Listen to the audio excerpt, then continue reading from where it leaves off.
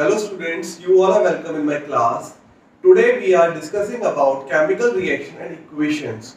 This is a chapter of chemistry of class 10 CBSE board, right? We have this chapter in ICSE board as well in class 10, 8th and 9th. So first of all we have chemical reaction and equation. So first we have chemical reactions. So we should know that what is chemical reactions. Chemical reactions are the process in which new substance with new properties are formed. Chemical reaction होता क्या है?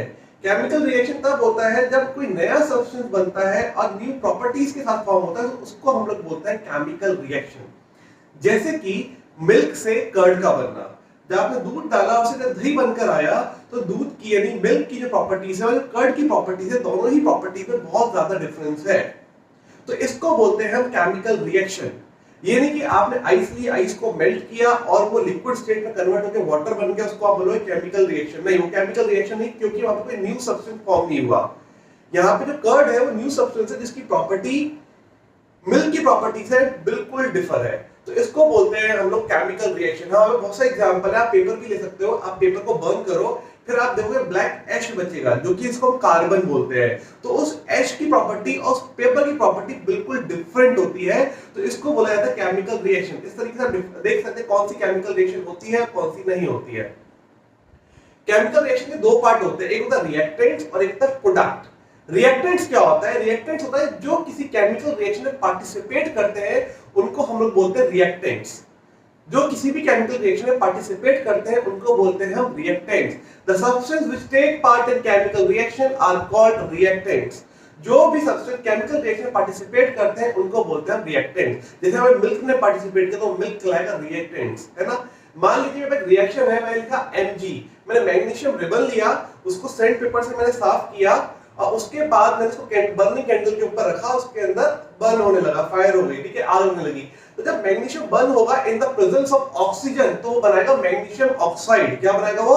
Magnesium oxide. एक white colour का powder बनकर आएगा जिसको हम बोलते हैं मैग्नीशियम ऑक्साइड। तो यहाँ पे दो चीजों ने रिएक्ट करी, एक ने करी मैग्नीशियम ने और दूसरी करी ऑक्सीजन ने।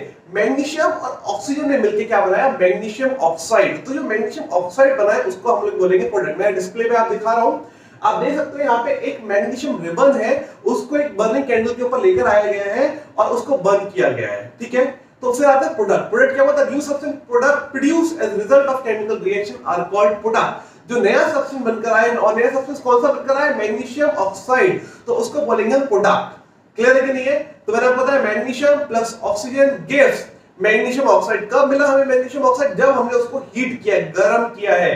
ध्यान रखो, मैग्नीशियम और ऑक्सीजन को जब बर्न करेंगे, गर्म करेंगे, तभी जो हमें मिलेगा उसको हम बोलेंगे मैग्नीशियम ऑक्साइड। यहाँ पे जो मैग्नीशियम लिया हमने एज अ रिबन लिया है, और जो ऑक्सीजन कहां से मिली? हमें एयर से मिल रही है। जब कैंडल को बर्न कर रहे हैं तो एयर तो है ना यहाँ पे, और एयर में आपको पता है क्या होती है? ऑक्सीजन होती है, तो वहां से वो ऑक्सीजन ले रहा है। और जब मैग्नीशियम बर्न करने के बाद आया जो है पाउडर बना, उसको हम लोग बोलते हैं व्हाइट पाउडर मैग्नीशियम ऑक्साइड। क्या बोलते हैं? Magnesium oxide. मैग्नीशियम को मैंने यहाँ पे रिएक्शन में 2Mg plus O2 gives 2MgO, जो कि यहाँ पे रिएक्शन है किसकी?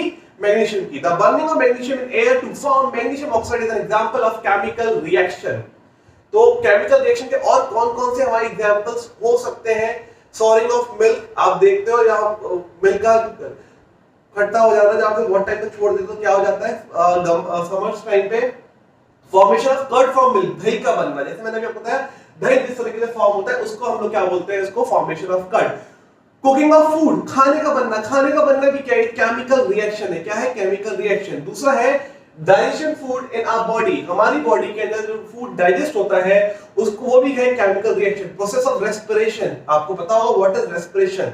हम सांस लेते हैं, ऑक्सीजन लेते हैं, कार्बन डाइऑक्साइड छोड़ते हैं, इस बीच हमारे बॉडी में फूड बर्न होता है, वाटर रिलीज होता है, एनर्जी रिलीज होती है, तो इट्स अ केमिकल रिएक्शन। क्या होता है? Chemical reaction.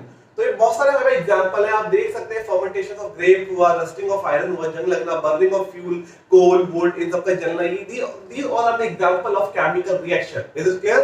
Burning of candle wax is also example of chemical reaction. So these are the examples of chemical reaction. So we should know that what are the characteristics of chemical reaction. Chemical reaction की कौन-कौन सी characteristics होनी चाहिए? तो कौन कौन सी characteristic होनी चाहिए जिससे आइडेंटिफाई कर सको कि यहाँ पे केमिकल रिएक्शन हो रही है। तो सबसे पहला यहाँ पर है इवोल्यूशन ऑफ गैस। गैस का इवॉल्व होना, अगर किसी में गैस इवॉल्व हो रही है तो आप उससे आइडेंटिफाई कर सकते हो कि हाँ जी यहाँ पे क्या हो रहा है, केमिकल रिएक्शन हो रहा है। सेकंड हमारे पास क्या है, यहाँ पे मैं एग्जांपल्स दूंगा अभी, और कौन कौन से एग्जांपल्स हैं पहले हम देख लेते हैं कौन कौन से कैरेक्टरिस्टिक्स हैं। तो दूसरा है फॉर्मेशन प्रेसिपिटेट, किसी भी प्रेसिपिटेट का बनने को भी बोलते हैं हम लोग, वो भी कैरेक्टरिस्टिक है केमिकल रिएक्शन को आइडेंटिफाई करने का। अब आपको पता होगा प्रेसिपिटेट क्या होता है, ऐसे हिंदी में तो वैसे अवच्छेद बोला जाता है, कूड़ा होता है, अनडिसॉल्व मटेरियल होता है जो किसी भी केमिकल रिएक्शन में डिसॉल्व नहीं होता और यूजलेस होता है। अब एग्जांपल के तौर पे ऐसा देख सकते हो, जब चाय बनाते हैं, चाय बना के पत्ती बचती है तो पत्ती उसमें डिसॉल्व तो नहीं होती और वो यूजलेस मटेरियल होता है और उसको हम बाद में फेंक देते हैं, तो उसको हम बोलेंगे हमें precipitate. Change in colour, chemical reaction में कई केमिकल रिएक्शन क्या उनके कलर क्या होते हैं, चेंज हो जाते हैं। Change in temperature, change in temperature क्या होता है, गर्म से ठंडा होना, ठंडे से गर्म होना। चेंज इन टेंपरेचर में दो तरह की रिएक्शन होती है, एक एंडोथर्मिक और एक एक्सोथर्मिक। यहां पे मैं एक्सोथर्मिक की बात कर रहा हूं, अगर आपने कास्टिक सोडा को पानी में डाला, कैल्शियम ऑक्साइड को पानी में डाला तो हीट करता है, गर्म करता है वो, तो गर्म होगा तो ये होगा चेंज इन टेंपरेचर। तो ये क्या हुआ, और चेंज इन स्टेट। अगला क्या हुआ आपका, change in state. Change in state कौन सा होता है, यहाँ पे चेंज इन स्टेट होने का मतलब है कि आप सॉलिड से लिक्विड में कन्वर्ट हुआ, लिक्विड से गैस में कन्वर्ट हुआ, और उसको हम लोग क्या बोलते हैं यहाँ पे,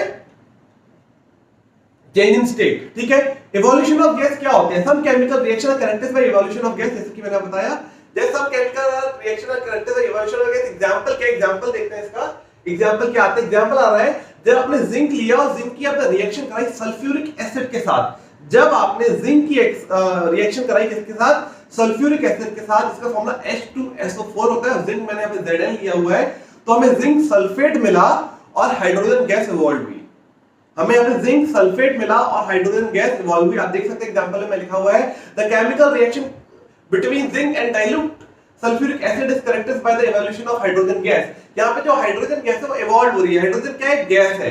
आप आइडेंटिफाई कैसे करोगे कि किसी में हाइड्रोजन गैस इवॉल्व हो रही है, आप बर्निंग कैंडल को जब उस गैस के ऊपर लेकर आओगे तो पॉप अप साउंड आएगा। आप लोगों ने बचपन में कई बार किया होगा, कैंडल, बर्निंग कैंडल के आसपास लोग वाटर की ड्रॉप डालते हैं, चिटपट पॉप अप साउंड आता है, तो उससे हमें मालूम पड़ेगा कि इसके अंदर हाइड्रोजन है।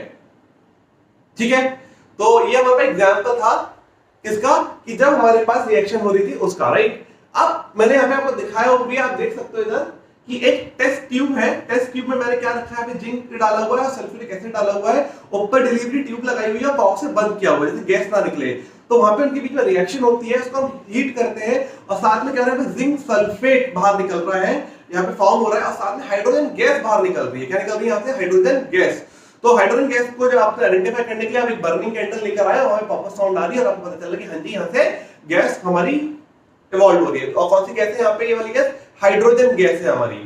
अब फॉर्मेशन ऑफ प्रेसिपिटेट, जो मैंने आपको अभी पी वाला एग्जांपल दिया था, चाय की जो पत्ती बचती है उसी की बात कर रहा हूं मैं यहाँ पे। Some chemical reaction are characterised by formation of precipitate. अब कौन सा प्रेसिपिटेट होता है जो फॉर्म होता है, उसका एग्जांपल देख लेते हैं हम लोग। यहाँ पे क्या एग्जांपल है हमारे पास, तो एग्जांपल पहले की बात करता हूं मैं। The chemical reaction between potassium iodide and lead nitrate is characterised by the formation of yellow precipitate of lead iodide. मैंने क्या बोला आप लोगों से, जब पोटेशियम आयोडाइड की रिएक्शन कराते हैं लेड नाइट्रेट से, तो वहां पे येलो कलर का प्रेसिपिटेट बनता है जिसको हम लेड आयोडाइड बोलते हैं। क्या बोलते हैं इसको हम, लेड आयोडाइड। तो this is the example of formation of precipitate. ऐसे एक एग्जांपल और ले सकते हैं, सल्फ्यूरिक एसिड लिया आपने, बेरियम क्लोराइड लिया, दोनों के सॉल्यूशन को आपने रिएक्ट कराओगे तो व्हाइट प्रेसिपिटेट मिलेगा और उसको बोलते हैं बेरियम सल्फेट। क्या बोलते हैं उसको हम लोग, बेरियम सल्फेट। एग्जांपल में आपको दिखा रहा हूं, जो पहली इक्वेशन मैंने आपको बताई थी पोटेशियम आयोडाइड और लेड नाइट्रेट। आप देख सकते हो मैं एक बीकर के सॉल्यूशन में पोटेशियम आयोडाइड है, उसमें मैं लेड नाइट्रेट डाल रहा हूं, और जैसे जैसे मैं लेड नाइट्रेट डाल रहा हूं, उसमें क्या देख रहे हैं, एक येलो कलर का सब्सटेंस बनता जा रहा है, और वो येलो कलर क्या है, अभी बताया, लेड आयोडाइड। क्या है, लेड आयोडाइड। वो लेड आयोडाइड बनेगा, वो डिसॉल्व नहीं हो सकता और यूजलेस प्रोडक्ट हमारे पास है, तो इसको यहाँ पे हम लोगों ने प्रेसिपिटेट। दूसरा मैंने आपको एग्जांपल दिया था सल्फ्यूरिक एसिड और बेरियम क्लोराइड का। किसका दिया था, सल्फ्यूरिक एसिड और बेरियम क्लोराइड। सल्फ्यूरिक एसिड मतलब H2SO4, बेरियम क्लोराइड मतलब BaCl2 की रिएक्शन कराएंगे तो हमें क्या मिलता है, बेरियम सल्फेट। क्या मिलता है, बेरियम सल्फेट, जिसका कलर व्हाइट होता है। तो आप देख सकते हो इसमें बेरियम सल्फेट यहाँ पे बन रहा है, जो कि एक प्रेसिपिटेट है। क्या है, एक प्रेसिपिटेट। अब एग्जांपल लेते हैं change in colour. Change in colour को कैसे पता करेंगे भैया, the chemical reaction between citric acid. Citric acid तो जानते होंगे, नींबू तो खाते ही है ना, उसमें सिट्रिक एसिड ही होता है हमारे पास। तो सिट्रिक एसिड हमने ले लिया and purple colour potassium paramagnet, जिसको कुछ लोग लाल दवा के नाम से भी बोलते हैं। आपने अपने घरों में भी देखा होगा, जो वाटर ओवरहेड टैंक्स होते हैं उसके अंदर हम लोग पोटेशियम पैरामैग्नेट डालते हैं, लाल दवा बोलते हैं, कीटाणु को मारने के लिए काम आता है। तो आप पोटेशियम पैरामैग्नेट देखा होगा आपने, वो पर्पल कलर का होता है, हमने वो ले लिया, सिट्रिक एसिड ले लिया। अब इसमें कलर चेंज कैसे होगा? जो पोटेशियम पैरामैग्नेट है उसका कलर होता है पर्पल कलर। क्या होता है वो? Purple colour. सोचो, एक पोटेशियम पैरामैग्नेट का जो सॉल्यूशन है वो पर्पल कलर का है, और जब उस पर्पल कलर के अंदर हम क्या डालते हैं? सिट्रिक एसिड, मतलब नींबू डालते हैं, नींबू को निचोड़ते हैं, सिट्रिक एसिड डालेंगे तो वो कलरलेस हो जाएगा। पर्पल कलर से क्या हो जाएगा? Colourless. The reaction, the chemical reaction between citric acid and purple color potassium permanganate solution is characterized by the change in color from purple to colorless। आप एग्जांपल के तौर पर अपने स्कूल्स में लिख सकते हैं चेंज इन कलर का। पोटेशियम परमैंगनेट पर्पल कलर का है, उसमें आपने क्या डाला? सिट्रिक एसिड डाला, और पर्पल कलर से किस में चेंज हो गया? वो कलरलेस में कन्वर्ट हो गया। तो आपने क्या बोला? This is example of change in colour. ठीक है, और देखते हैं एग्जांपल क्या है। एक और एग्जांपल लेता हूं मैं। The chemical reaction between sulphuric sulfur dioxide gas and acidified potassium dichromate solution is characterized by change in color from orange to green। तो यहाँ पे कलर क्या आ रहा है आपका? ऑरेंज टू ग्रीन हो रहा है। अगला मैंने बताया आपको change in temperature. Change in temperature क्या होता है? When quicklime reaction with water then straight line is formed, a lot of heat energy is produced. जब आप क्विकलाइन लेते हो, क्विकलाइन को आप पानी में डालोगे तो क्या होगा? वो गर्म हो जाएगा। आप एक बीकर ले सकते हो, बीकर के अंदर आप क्विकलाइन डाल सकते हो और उसे वाटर के साथ रिएक्ट कर सकते हो। जब वाटर के साथ वो रिएक्ट करेगा तो वो क्या होगा? Lot of heat is produced, बहुत सारी हीट निकलेगी, उसको बोलते हैं एक्सोथर्मिक रिएक्शन। मतलब जिस रिएक्शन को हम गर्म नहीं कर रहे हैं वो अपने आप ही हीट इवॉल्व कर रही है, अपने आप ही उसमें हीट निकल रही है, तो उस रिएक्शन को बोलते हैं हम एक्सोथर्मिक रिएक्शन। क्या बोलते हैं इसको हम लोग? Exothermic reaction. तो यहाँ पे एक्सोथर्मिक क्या से क्या मालूम पड़ा? चेंज इन टेम्परेचर है। क्या है हमारे पास? Change in temperature. डिस्प्ले पे देख सकते हो यहाँ पे, राइट। तो मैंने कैल्शियम ऑक्साइड लिया, तो यानी कि क्विकलाइन लिया, वाटर डाला और कैल्शियम हाइड्रोक्साइड मिला, जो कि हमारा क्विकलाइन कहलाता है।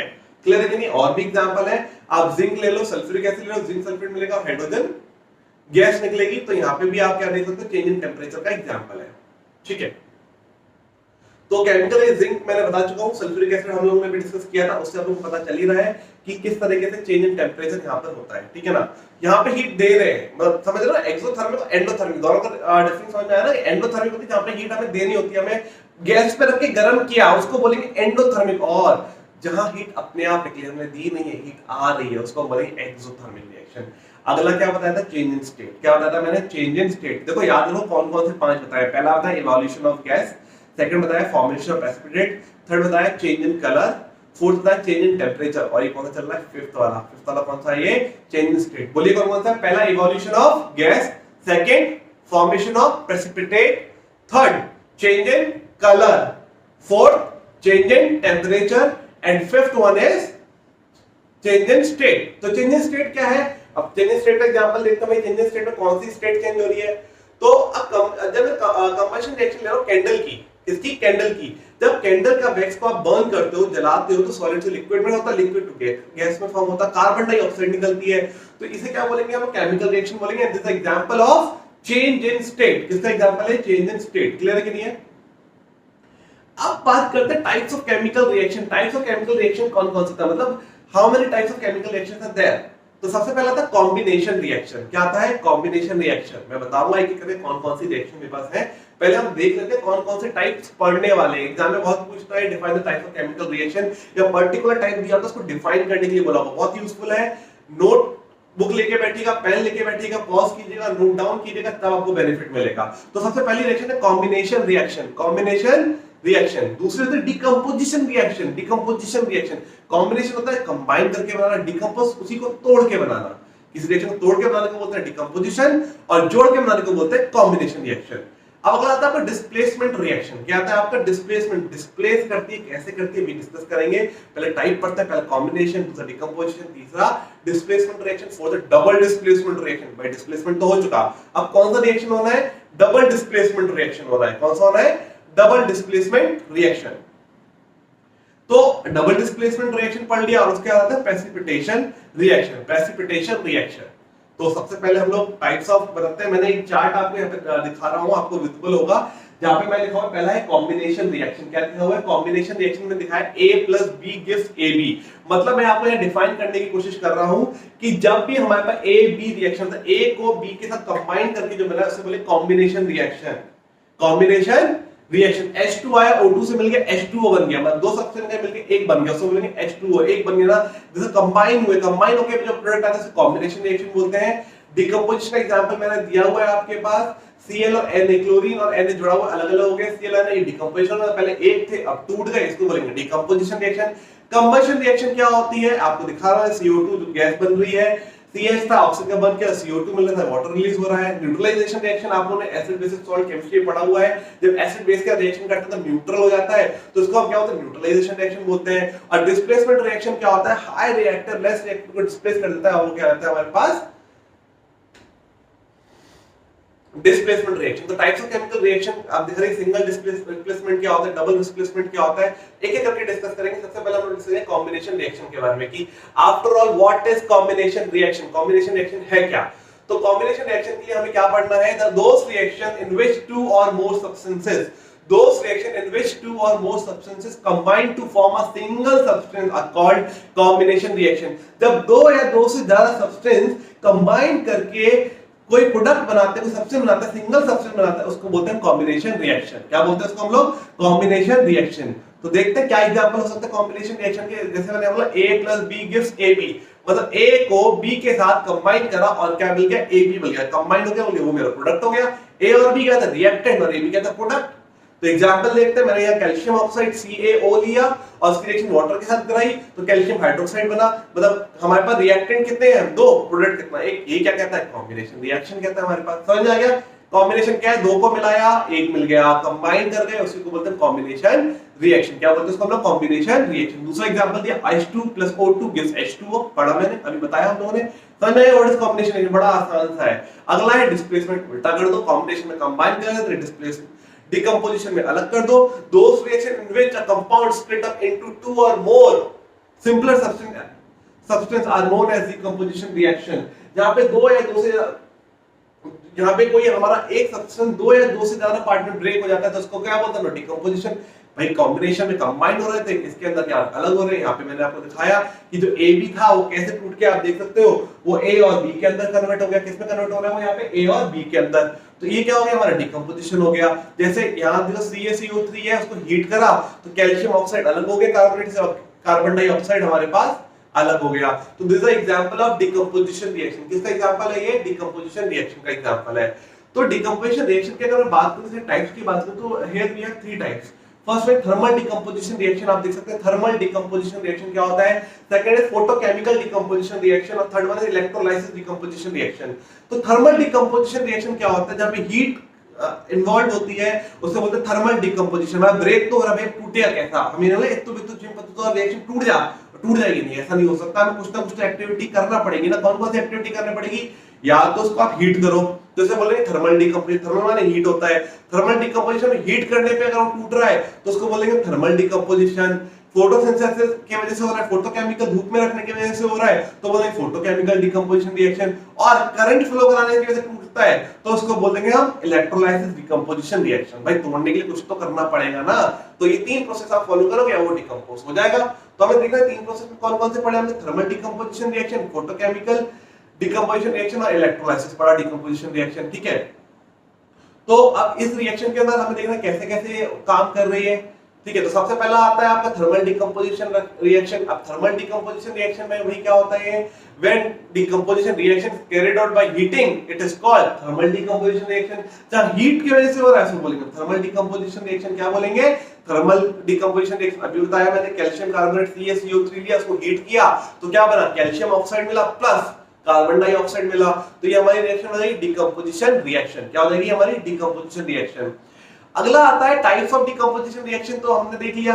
तो अब आता है आपका फोटोकेमिकल कौन सा होता है। भाई फोटोकेमिकल डिकम्पोजिशन रिएक्शन में क्या होगा?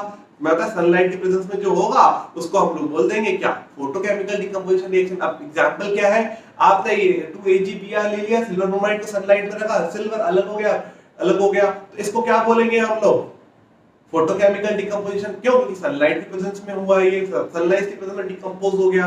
ठीक है। अगला है इलेक्ट्रोलाइसिस डिकम्पोजिशन रिएक्शन, इसमें क्या भाई करंट फ्लो करा दो, करंट कहां फ्लो करा दो, वाटर ले लो, वाटर में क्या करोगे, पानी लो, पानी के एनोड और कैथोड लगाओ, इलेक्ट्रिसिटी सप्लाई करो, एक तरफ हाइड्रोजन मिल जाएगा, एक तरफ ऑक्सीजन मिल जाएगा, पानी को गर्म करके थोड़ा अलग करोगे तो वेपर्स में कन्वर्ट हो जाएगा, हाँ उसे इलेक्ट्रोलाइसिस करना पड़ेगा, करंट फ्लो कराना पड़ेगा। तो वाटर किससे, वाटर का फॉर्मूला क्या है, H2O होता है, H2 में H2 अलग, O2 अलग, हो गया डिकम्पोजिशन, टूट गई, कैसे टूटे थे, इलेक्ट्रिसिटी फ्लो कराने से टूटे थे, इसी को बोल दिया हमने डिकम्पोजिशन। कौन सा डिकम्पोजिशन, जो इलेक्ट्रोलाइसिस की वजह से होता है। पहली रिएक्शन थी कॉम्बिनेशन, जोड़ दिया, दूसरा था डिकम्पोजिशन, तोड़ दिया। अब डिस्प्लेसमेंट करते हैं, अब भैया डिस्प्लेसमेंट बताता। अब डिस्प्लेसमेंट क्या होता है, those reaction in which one element takes place of other element in compound are known as displacement reaction. एक एलिमेंट ने दूसरे की प्लेस ले ली, उसको बोलेंगे डिस्प्लेसमेंट रिएक्शन। अब ये कैसे प्लेस ले ली, दूसरे के कैसे लेता है, स्कूल के अंदर है, कैंटीन से एक आया, मोहन आया, मोहन के पास डीएलएक्स पेटी है, सामने सोहन आ रहा है, सोहन थोड़ा शैतान बच्चा है, उसने मोहन को देखा भागता हुआ गया, और मोहन क्या था, डीएलएक्स पेटी छीन के भाग गया। तो अब भागने से पहले, छीनने से पहले क्या हो रहा था, उसके पास पेटीज थी, सोहन के पास नहीं थी, और रिएक्शन के बाद क्या हुआ, सोहन के पास पेटीज है, मोहन के पास नहीं है, तो सोहन ने क्या हुआ, मोहन के पास गया, उसकी पेटीज छीन ली। तो क्या हुआ, डिस्प्लेसमेंट ही तो हुआ। अब देखिए ए के पास बी है, यहाँ पर ए के पास क्या है, बी, सी आया, क्या आया, सी आया। सी यहाँ पे हायर रिएक्टिव है, ए से ज्यादा मजबूत स्ट्रॉन्ग है, तो सी ने क्या किया भैया, सी गया ए से बी छीना और लेके चला गया, ए यहाँ पे रोता हुआ खड़ा हो गया, ए के पास बी था ना, सी आया, सी ने क्या किया, ए से उसका बी छीना, बी रेड में, मतलब बी लेके भाग गया, और ए कुछ बचा है कि भाई यार खाली आदत ए रह गई, इसी को बोलेंगे हम डिस्प्लेसमेंट रिएक्शन। इस एग्जांपल देख लेते हैं, एग्जांपल क्या है, आयरन, आयरन लिया, कॉपर सल्फेट लिया। देखो आयरन जो होता है वो हाई रिएक्टिव होता है as compare to copper, copper से ज्यादा रिएक्टिव होता है, राइट। तो आयरन जब गया, आपने कॉपर सल्फेट सॉल्यूशन लिया, उसमें आपने आयरन नील डाल दी, कील डाल दी, अब क्या होगा, आयरन सल्फेट बन जाएगा, वहां से कॉपर अलग हो जाएगा। आयरन गया, कहां गया, कॉपर सल्फेट के पास, आयरन कॉपर से ज्यादा मजबूत था, उसने आयरन ने इसका सल्फेट ले लिया, तो क्या बन गया, आयरन सल्फेट FeSO4 लिया, और हमारे साथ क्या बच गया, कॉपर। तो क्या हुआ, कॉपर का सल्फेट किसके पास चला गया, आयरन के पास, डिस्प्लेसमेंट रिएक्शन आया कि नहीं आया, क्या डिस्प्लेसमेंट रिएक्शन हो रही है। दूसरा ने जिंक ले लिया हमने, सल्फ्यूरिक एसिड ले लिया, अब जिंक गया, वो हाइड्रोजन से मजबूत है, तो जिंक सल्फेट बना लिया, हाइड्रोजन गैस वहां रुकता हुआ रह गया। तो ये हो गया हमारा डिस्प्लेसमेंट रिएक्शन। कॉम्बिनेशन पढ़ लिया, जोड़ दिया, डिकम्पोजिशन पढ़ लिया, तोड़ दिया, डिस्प्लेसमेंट पढ़ लिया, भैया डिस्प्लेस भी कर दिया। अब आता है डबल डिस्प्लेसमेंट। अब ये कैसे खाएगा हमें डबल डिस्प्लेसमेंट रिएक्शन, यहाँ पे मोहन से सोहन ने पेटीज छीनी थी, सही बात थी, पर अब की बार मोहन भी कमजोर नहीं है, तो क्या वो मोहन तो वही अपनी डीलक्स पेटीज लेके निकल रहा था कैंटीन से बाहर, सोहन भी बर्गर लेके निकल रहा था, पर सोहन तो शरारती है, उसने कहा बेटा कोई नहीं मैं डीलक्स पेटीज भी खाऊंगा। सोहन भागा, मोहन की पेटीज छीनी, पर अब की बार मोहन ने क्या किया, वो रोया नहीं, मोहन ने सोहन का बर्गर छीन लिया, दोनों भाग गए एक दूसरी तरफ अपोजिट डायरेक्शन में। तो ये डबल डिस्प्लेसमेंट हो गया, इसने उसका छीना, उसने उसका छीना। तो क्या हुआ, those reaction in which two compounds react by an exchange of ions, ions क्या हुआ, यहाँ पे एक्सचेंज हो गए, to form new compound are called double displacement reaction. उसको क्या बोलते हैं, डबल डिस्प्लेसमेंट रिएक्शन बोलते हैं। देखिए ए के पास क्या है, बी है, और सी के पास क्या है, डी है। ए के पास क्या है, बी है, और सी के पास क्या है, डी है। वही शरारत, सी आया, बी छीन के भाग गया। आप देख रहे हो, सी आया, बी छीन के भाग गया। ए ने क्या लिया, रेड में डी था, उसने डी ले लिया। ए डी ले गया और सी बी ले गया, दोनों के आयंस क्या हुआ, एक्सचेंज हो, इसको बोलते हैं डबल डिस्प्लेसमेंट रिएक्शन। क्या बोलते हैं इसको हम लोग, डबल डिस्प्लेसमेंट रिएक्शन। एग्जांपल देखते हैं, यहाँ सोडियम सल्फेट मैंने Na2SO4 लिया है और BaCl2 लिया है। अब क्या हुआ, Na गया, उसने Cl ले लिया, और Ba गया, उसने SO4 ले लिया। तो बेरियम सल्फेट और NaCl होता है सोडियम क्लोराइड, जो कि टाटा नमक, सॉल्ट मतलब सादा नमक जो होता है, जो भी हम नमक खाते हैं सादा नमक, तो वो बन गया सॉल्ट बन गया, बेसिकली सॉल्ट होता है, जो कि हमारा सॉल्ट बन गया। तो ये हो गया हमारे पास NaCl। क्लियर है कि नहीं है, यहाँ पे समझ में आ गया। एक और एग्जांपल लेते हैं, NaCl लिया और AgNO3 दिया। अब Na ने NO3 ले लिया, Ag ने Cl ले लिया, तो ये क्या हुआ, आपस में आयंस क्या हुए, एक्सचेंज हो रहे हैं। इसी को बोलते हैं हम लोग डबल डिस्प्लेसमेंट रिएक्शन। क्या बोलते हैं इसको हम लोग, डबल डिस्प्लेसमेंट रिएक्शन। कॉम्बिनेशन पढ़ लिया, डिकम्पोजिशन पढ़ लिया, डिस्प्लेसमेंट पढ़ लिया, डबल डिस्प्लेसमेंट पढ़ लिया। अब प्रेसिपिटेशन रिएक्शन कौन सी होती है, the chemical reaction that involves the formation of a insoluble product is called precipitation reaction. बता चुका हूं, जो फॉर्मेशन प्रेसिपिटेट होता है वही इसका एग्जांपल है। ये आपको एग्जांपल दिया, पहले भी वहां दे चुका हूं, यहाँ पे भी एग्जांपल है आपके पास, आप देख सकते हो, ठीक है। तो इसके बाद यहाँ पे आता है ऑक्सीडेशन रिडक्शन रिएक्शंस कौन सी होती हैं, ऑक्सीडेशन क्या होता है और रिडक्शन कैसे होता है। अब इनकी प्रॉपर्टीज से आप कैसे पता करोगे कि ऑक्सीडेशन क्या है और रिडक्शन क्या है। तो ऑक्सीडेशन की प्रॉपर्टी कहती है the addition of oxygen is known as oxidation. मतलब किसी रिएक्शन में किसी सब्सटेंस में अगर ऑक्सीजन बढ़ रहा है, पहले ऑक्सीजन नहीं था, मतलब H2 था, अब बाद में वो H2O बन गया, तो H2 के बाद ऑक्सीजन आ गया, तो ऑक्सीजन बढ़ गया, तो उसको क्या बोलेंगे हम, ऑक्सीडेशन। क्या बोलेंगे इसको हम लोग, ऑक्सीडेशन। दूसरा कहता है रिमूवल ऑफ हाइड्रोजन, मतलब किसी के पास पहले हाइड्रोजन था, अब रिएक्शन के बाद वहां से हाइड्रोजन चला गया, तो भी हम बोलेंगे उसमें क्या रहा है, ऑक्सीडेशन। ऑक्सीजन बढ़ रहा है तो भी ऑक्सीडेशन है, हाइड्रोजन कम हो रहा है तो भी ऑक्सीडेशन है। तो ऑक्सीडेशन में लॉस ऑफ इलेक्ट्रॉन, पहले इलेक्ट्रॉन थे अब इलेक्ट्रॉन उसने लूज कर दिए तो लॉस ऑफ इलेक्ट्रॉन हुआ, तो भी आप बोलोगे ऑक्सीडेशन है। दिस रिएक्शन रिलीज एनर्जी, अगर एनर्जी रिलीज हो रही है तो भी आप बोलोगे ऑक्सीडेशन है। आप इससे जान सकते हो कि ऑक्सीडेशन कहां कब कब हो रहा है, मतलब आपको पता चलेगा ये इनकी आइडेंटिटी, ये प्रॉपर्टीज हैं, कैरेक्टरिस्टिक्स आपको शो हो रही हैं, तो आपको हां जी यहाँ पे क्या हो रहा है, ऑक्सीडेशन हो रहा है। ठीक है। The addition of non metallic element, अगर किसी में एडिशन हो रहा है नॉन मेटलिक एलिमेंट यानी removal of metallic element, addition of non metallic element का क्या मतलब हुआ, रिमूवल ऑफ मेटलिक एलिमेंट। आप मेटलिक एलिमेंट को तो हटा रहे हो और नॉन मेटलिक एलिमेंट को ऐड कर रहे हो, तो ये क्या हो जाएगा, आपका ऑक्सीडेशन हो जाएगा। क्या हो जाएगा, ये आपका ऑक्सीडेशन। इस सब को हम बोलते हैं ऑक्सीडेशन। अब रिडक्शन क्या है, कुछ नहीं बताऊंगा, उल्टा कर दो। ऑक्सीजन ऐड हो रहा था तो रिमूव कर दो, हाइड्रोजन रिमूव हो रहा था तो ऐड कर दो, जो जो हमने ऑक्सीडेशन में पढ़ा उन सब का उल्टा कर दो। ठीक है, वहां पे इलेक्ट्रॉन लूज कर रहा था, यहाँ पे इलेक्ट्रॉन गेन करेगा। आप बोलोगे the addition of hydrogen is reduction, the removal of oxygen is reduction. मतलब ऑक्सीजन का उल्टा, ऑक्सीडेशन का उल्टा कर रहे हो।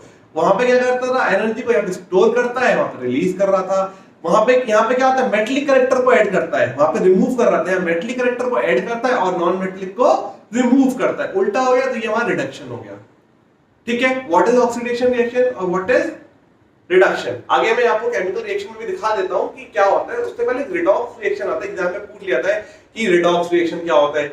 ऐसी केमिकल रिएक्शन जो आपको काफी आगे देखने को मिलेंगी, जिसमें आप देखोगे कि ऑक्सीडेशन भी हो रहा है और आप देखेंगे कि उसके अंदर रिडक्शन भी हो रहा है। मतलब एक ही रिएक्शन के अंदर ऑक्सीडेशन भी हो रहा है और रिडक्शन भी हो रहा है, तो आप उसको बोल रहे हैं कि हाँ जी ये रिएक्शन को मतलब रिडॉक्स रिएक्शन। मैंने क्या लिखा है देखिए यहाँ पे, redox reaction are oxidation reduction chemical reaction in which the reactant undergo a chemical change their state oxide state। मतलब यहाँ पे क्या होता है, वो क्या redox reaction क्या हो रहा है, ऑक्सीडेशन रिडक्शन केमिकल रिएक्शन कहलाती है, जहाँ पे रिएक्टेंट में ऑक्सीडेशन भी हो रहा है और साथ ही साथ में रिडक्शन भी हो रहा है। इसी को बोलते हैं रिडॉक्स रिएक्शन। क्या बोलते हैं इसको हम लोग, रिडॉक्स रिएक्शन।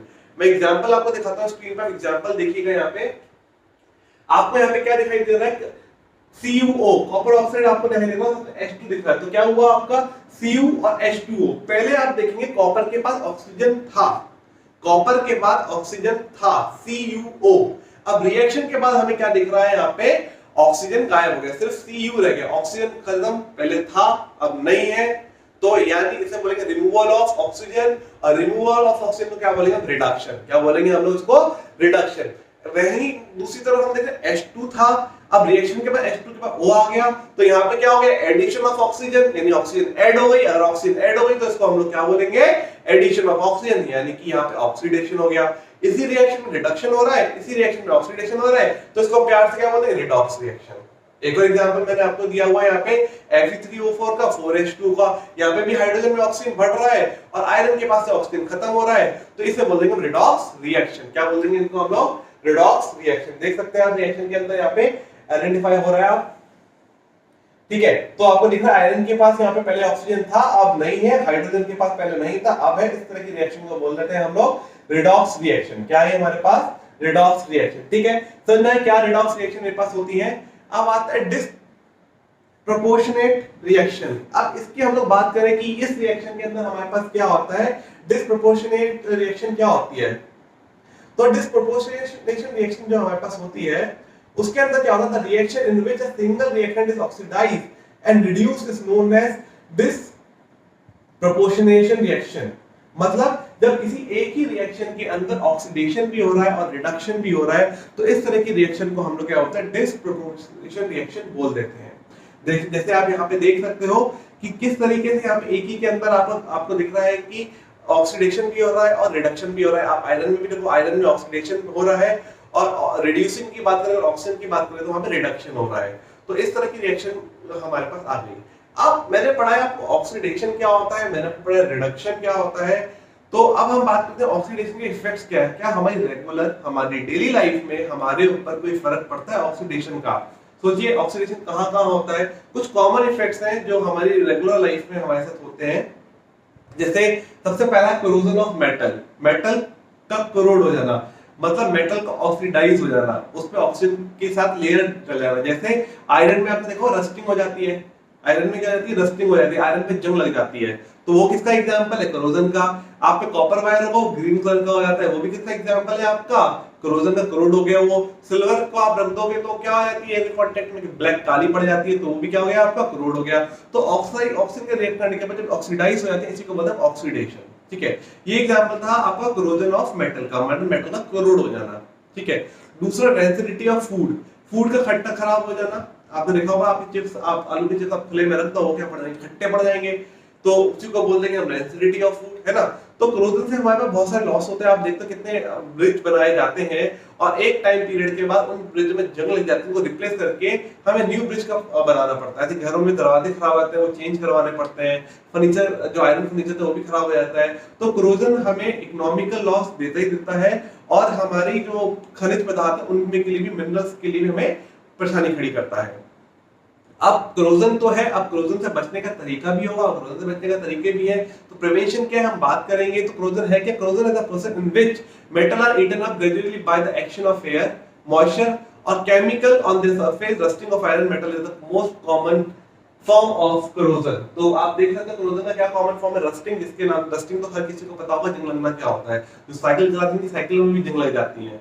तो प्रिवेंशन फ्रॉम कोरोजन क्या होता है, आप कैसे प्रिवेंट कर सकते हैं, जंग लगने से कैसे बचा सकते हैं, सभी को पता होगा। इसका आंसर बताने की जरूरत है। लोग पेंट करते हैं, ग्रीसिंग करते हैं, ऑयलिंग करते हैं, प्रोटेक्टिव कोटिंग करते हैं। तो these all are the prevention from, आप देख सकते हो कैसे आयरन पे पेंट किया जा रहा है ना। कॉपर पे आप देख सकते हो किस तरह की कॉपर कोरोड हो चुका है। तो ऑयलिंग, पेंटिंग और प्रोटेक्टिव कोटिंग से आप इसको प्रिवेंट कर सकते हो कोरोजन से। अब रेंसिडिटी मतलब है फूड के अंदर फैटी ऑयल्स होते हैं, उसके मार्केट जो अनप्लीजेंट स्मेल आती है, टेस्ट खराब होता है, उसको हम रेंसिडिटी बोलते हैं। तो अब रेंसिडिटी से बचने के लिए भी प्रिवेंशन कुछ होते होंगे। तो अब प्रिवेंशन क्या होते हैं, सबसे पहला होता है एंटीऑक्सीडेंट्स को ऐड कर देना। एंटीऑक्सीडेंट्स क्या होते हैं जो हमें रेंसिडिटी से प्रिवेंट करते हैं, एंटीऑक्सीडेंट से ऑक्सीडाइज होने से बचाते हैं, उनको बोलते हैं एंटीऑक्सीडेंट।